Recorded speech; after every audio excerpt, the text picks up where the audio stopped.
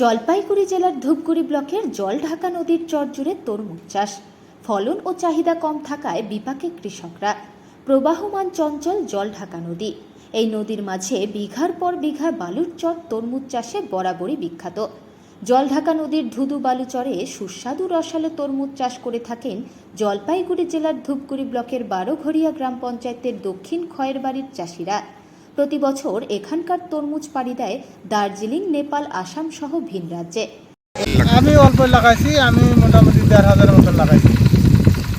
১,৫০০ কি খাল। আচ্ছা, কীরকম ফলন এবার? ফলন তো কম এবার,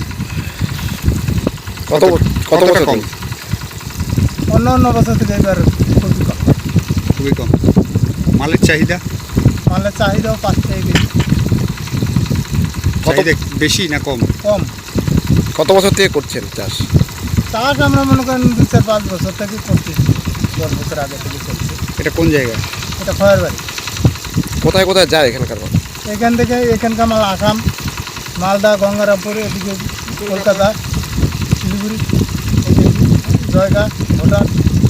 বাজারে যে দাম পাচ্ছেন হ্যাঁ। সন্তুষ্ট সেই দাম? না, এই দামে আমাদের খরচায় একটা খালে খরচা হয়ে যায় মোটামুটি পার ৪০ টাকা। আচ্ছা, আর সেখানে কত পাচ্ছেন এখন? এখন ওই যে ৫ টাকা কেজি পাইলে তো হবে না। তো একটা তরমুজ যদি মনে করেন ৫ কেজি হয়, ৫-৬টা ২০ টাকা। আপনারা কি ঋণ করে করেন নাকি নিজস্ব? হ্যাঁ, আমরা ঋণ করেও করি, নিজস্ব করি। কত টাকা ঋণ আছে আপনার? আমার মোটামুটি ১৬,০০০ টাকা ঋণ আছে। কী করবেন বাজার না পেলে? বাজার না পেলে কী করবো, আমাদের এখন পরিস্থিতি চলতে হবে। খয়েরবাড়ি বারোঘরিয়া অঞ্চল। কি চাষ করছেন এবার? তরমুজ, আলু, তরমুজ। কতটা জমিতে? এখানে আছে মোটামুটি ১,০০০ খাল। ১,০০০ খাল। কীরকম ফলন? ফলন হয়। কেন হঠাৎ এরকম ফলন?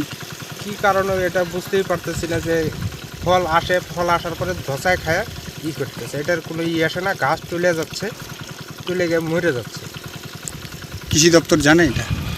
কৃষি দপ্তরে জানাছিলাম, তো আসার কথা ছিল, আসে নাই। আচ্ছা, এবার বাজারে কীরকম চাহিদা কীরকম? মালের চাহিদা তো এখন আসতেই আছে না পাটি।